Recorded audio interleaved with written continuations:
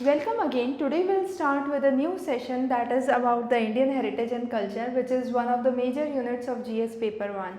Now when we are talking about art and culture, all of us belong to a certain culture or practice certain forms of culture. It's really interesting to understand how other cultures work and how other cultures flourish. So what we would be focusing in these series of lectures would be understanding the Indian culture and the various institutions related to Indian culture. Now when it comes to institutions related to Indian culture, in most of the standard books in the market you would find around 9 to 10 common institutes that are given. However, it's a kind of mix and match where you have museums, libraries all into one. What we have tried to do here is we would be segregating our lectures into different series. So we would have one lecture on cultural institutions. One of those would be on the language, minority institutions and film divisions. Then there would be another lecture that would focus on museums, libraries and academies. A next lecture on the major 6 missions of culture and the schemes. So this way we would be separating the major portions. It's not just like that one of the institutions has been asked in the examination, so we would cover only those. So we have tried to cover more than 50 to 60 institutions under this. What we would be discussing here would be kind of a detailed analysis of these. You can take down the notes wherever you want. However, all these materials would be available at Doorstep Tutor, the GS paper 1 section. So if you are unable to take the notes here, you can refer that, or it would be good if you could take the notes. So let's start with the first lecture today. This lecture focuses, as we said, on the languages, the minority institutions and the film division. So these were some of the small topics that we have tried to club together. Now when it comes to languages, the first topic that we would be, the first institute that we would be talking about is the Central Hindi Directorate. Now this Central Hindi Directorate comes under MHRD, that's the Ministry of Human Resource and Development. The idea is to promote Hindi language, to work around the problems with Hindi spelling, to promote the use of Devanagari script. It was established in 1960 by the presidential order and it was under a special directive of the constitution under the article 351. So these are some of the main important highlights of each of these institutions and centers that we would be talking about today. Now when it comes to the, it has regional offices, so there are 4 regional offices at Chennai, Hyderabad, Guwahati and Kolkata. Now when it comes to objectives, the idea is to publish the various periodicals and journals in the language of Hindi and kind of translation work from foreign languages to Hindi and so on. Then you have the various correspondence courses for teaching of Hindi to the non-Hindi background teachers and the foreign candidates. It aims to organize camps for neo-Hindi writers, conducts study tours, professional lectures, provides grant for various researches and has an award of 1 lakh rupees every year that is given to non-Hindi speaking area people who are writing or who are working in Hindi. And there are various grants to the voluntary Hindi organizations that is being given. The next is the Institute of Indian Languages, very important, based in Mysore. It has 7 regional centers. It was founded in 1969. It is a part of the Language Bureau of MHRD, that is the Ministry of Human Resource and Development. It has a kind of major work, that is the research in the field of analysis, pedagogy, technology and the use of language. There are 4 regional centers besides the one at Mysore, that's in Bhubaneswar, Patiala in Punjab. Then you have Solan in Himachal Pradesh and Lucknow in Uttar Pradesh. Now there are various centers, as we said.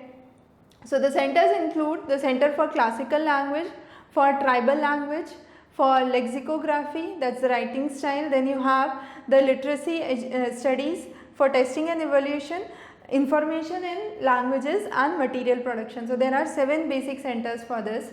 The next is French Institute for Indology, established in 1955 in Pondicherry, now named as Puducherry.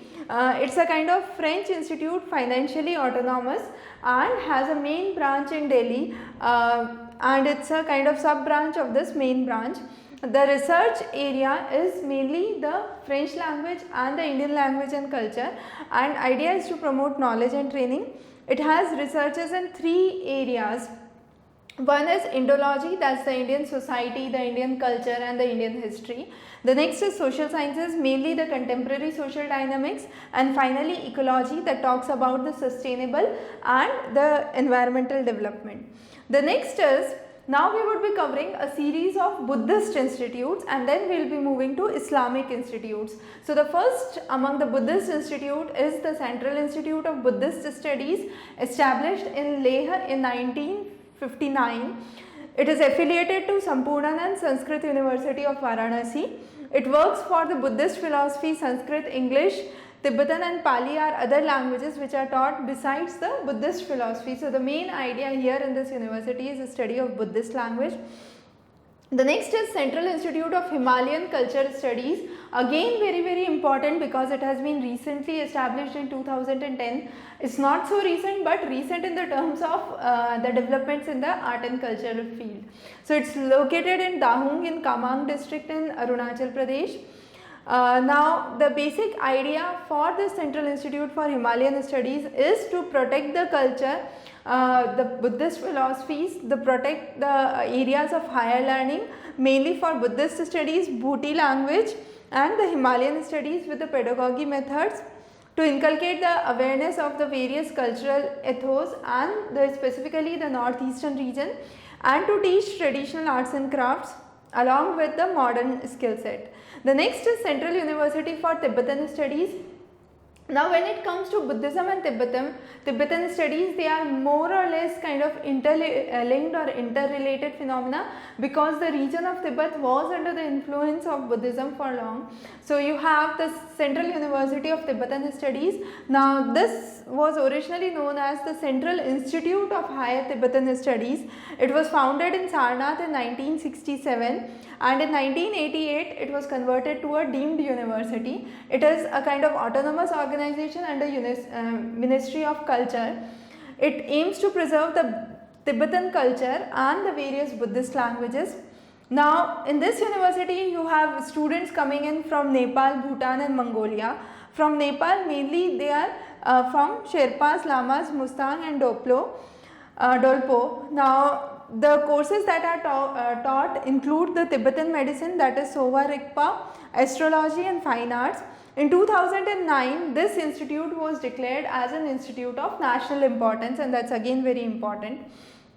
The next is Nav Nalanda Mahavihar, located in Nalanda in 1951. So it talks about teaches the postgraduate studies in Pali language and Buddhist studies. It functions under the Department of Culture since 1994, and in 2006 it became a deemed university. The next is Namangalya Institute of Tibetology, again very important, lies in Gangtok in Sikkim, established in 1958. It was founded by the last king of the Sikkim region, and this is also sometimes called as Sikkim Research Institute of Tibetology. It has various collections which are rarely found, mainly on Buddhism and Tibetan culture, and you have various paintings of Tibet which are known as Thankas.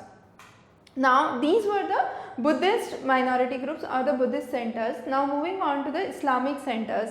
So when it comes to Islamic center of learning, in the later you would have Jamia Nazma and Jamia Nizamiya. Those are the two different sects, one under Shia and one under Sunni, that we would see. Now the first is the Daratul Mafarilif Osmania, established in 1888. It was the joint effort of few of the workers like Maulana Anwarullah Khan Farooqi and so on. Now this institute is known for Islamic learning.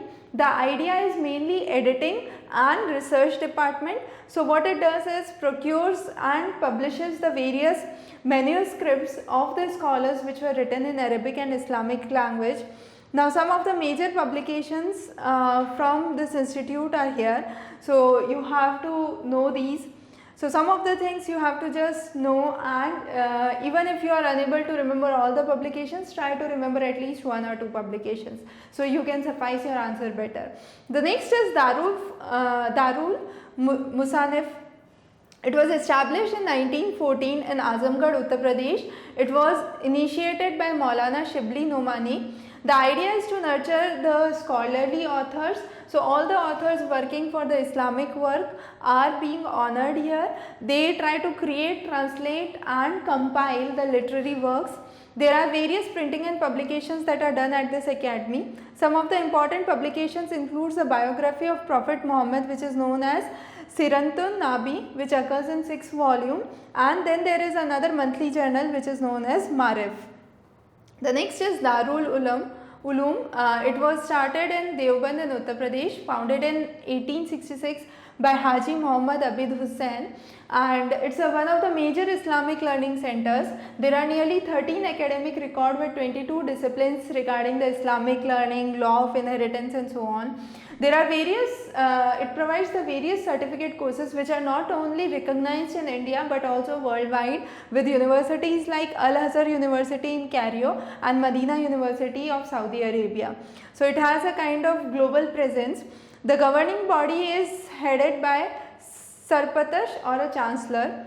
The next is Indian Institute of Islamic Studies, established in 1964 in Delhi. It was established by Hakim Abdul Ahmed, who was the chairman of Hamdard National Foundation. It's one of the largest Islamic institutions in India. The idea is to foster Islamic learning, and it is also funded by the India Islamic Culture Center since 1984. The next is Institute of Islamic Studies, established in 1954 within the Aligarh Muslim University campus. Idea is again to promote the Islamic culture, and it offers diploma in the West Asian studies. The next is Jamia Millia Islamia. It was initially founded in Aligarh in 1920 during the Khilafat movement and the non-corporation movement. Then there was the Gandhiji's boycott movement, and finally in 1925 it was moved from Aligarh to Delhi, and since then Jamia Millia has been in Delhi. In 1988 it became the Central University and now offers various undergraduate, postgraduate, diploma and research courses. Now, as we talked about before, there are two institutes, Jamia Nazimia and Jamia Nizamia. Nazimia talks about the Shia theology. So it was located in Lucknow, established in 1890 by Sayyid Nazim, and it imparts basically education in Shia theology. It has various scholars from Shia background or the Shia followers, and it has Hiyadatri hostels, which are also known as Darul Akma. They accommodate the family of the teachers. The Jamia Nizamia is one of the ones that follows the Sunni philosophy, located in Hyderabad. It was founded by Hazrat Hasif Muhammad Anwarullah Faruqi in 1872. The idea is again to propagate the Islamic learning. However, here you have the courses which are also recognized worldwide by Al-Azhar University in Cairo, Egypt, Al-Qura University in Makkah, and Jamia Islamia of Medina. Now, as we said, this Jamia Nizamia has the power for fatwa, and there are nearly 2000 fatwas which are issued per year. These fatwa are the edicts on the matters which are referred, and these are accepted by all the courts of India. The next is Nanwatul Ulema, located in Lucknow in 1894 it was established. Nadwa means a group of bright or intellectual students, and this provides education mainly in religious and temporal sciences. It has a center for study and research on Islamic ideas. The medium of instruction is predominantly Arabic. However, English, Urdu and Hindi are also used sometimes. It issues a monthly Arabic magazine which is known as Al-Batul Islami, and two fortnightlies which are known as Ar-Raid and Tamiri-e-Hayat. The next is Maulana Abdul Kalam Azad Institute of Asian Studies. It lies in Calcutta. In 1993 it was established. It's an initiative of Government of India, Ministry of HRD, then you have Government of Bengal and the Department of Culture. It talks about the training and the lifestyle of Maulana Abdul Kalam Azad, and it functions under the Department of Culture, as we saw. So the idea is to preserve the learnings of Maulana Abdul Kalam Azad, to make it available to public, to organize various camps and study projects, to sponsor the various studies based on this, to foster the academic growth and provide scholarships for various fields. Now coming on to the films, which is a kind of separate section. For films, you have there are various institutions that have been working. The first is the Films Division, which was established in 1948. It's the major film producing organization of Government of India. The idea is to produce and distribute short documentary films. It has two centers in Bangalore and Calcutta. Some of the documentaries are I Am 20, Jai Jawan, India 67 and so on. It has more than 8,000 titles so far. The next is National Film Development Corporation of India. It was established in 1975, lies in Mumbai. The idea is to encourage high quality Indian cinema, film financing, producing, broadcasting. So that's the basic key idea. One of the most important act of this institute is to establish an anti-piracy body, which is Indian Federation Against Copyright Theft, and this in fact institute aims to protect piracy or fight piracy. There are two international co-productions that have been done recently. First is The Making of Mahatma, which is a joint venture of this institute and South African Broadcasting Corporation, and another is Jai Ganga, which is an Indo-French venture. The next is Films and Television Institutes of India, established in 1960 in Pune. It's a member of the International Liaison Center for School of Cinema and Television. It's one of the world's leading schools for film and television. It imparts technical knowledge for filmmaking. It has different wings. One of the wings is television wings, which caters to the needs of Doordarshan, and it's also registered under the Societies Act of 1860. The next is National Center for Film for Children and Young People, established in 1955. And it has been set up as the Children Film Society. It becomes very active during the 14th November period, where you have the Children's Film Festival. Then you have the Pandit H.N. Kunjro, who was the founding chairman. It has organized so far 9 international film festivals for children. The 9th one was organized in Hyderabad in 1995. It has been renamed as National Center for Films for Children and Young People, that is NCYP. Now, it functions under the Information and Broadcasting Ministry. It provides advanced education and culture information through cinemas. It is mainly meant for appreciation of the films by the children and the adolescents. The next is National Film Archives of India, established in 1964. It comes under Ministry of Information and Broadcasting. So as we saw, most of the Hindi learning institutes were under MHRD. However, most of the film institutes and film divisions lie under Ministry of Information and Broadcasting. Now it has the headquarters in Pune with the regional offices. There are 3, one in Bangalore, another in Calcutta and one in Trivandrum. There are more than 10,000 films, 10,000 books and so on, and it has been a member of International Federation for Film Archives. The idea is to promote or protect the heritage of Indian cinema, to bring around short documentaries and the various dissemination of the film cultures. The next is Directorate of Film Festival, again under Ministry of Information and Broadcasting, as we saw. It organizes the various international and national film festivals, established in 1973, based in New Delhi. So you have the National Film Award and the Dadasaheb Phalke Award, which are given by the Directorate of Film Festivals. It organizes various cultural exchange programs and has various print collections. So these were some of the highlights that we have covered for the language institutes, minority institutes and the film divisions.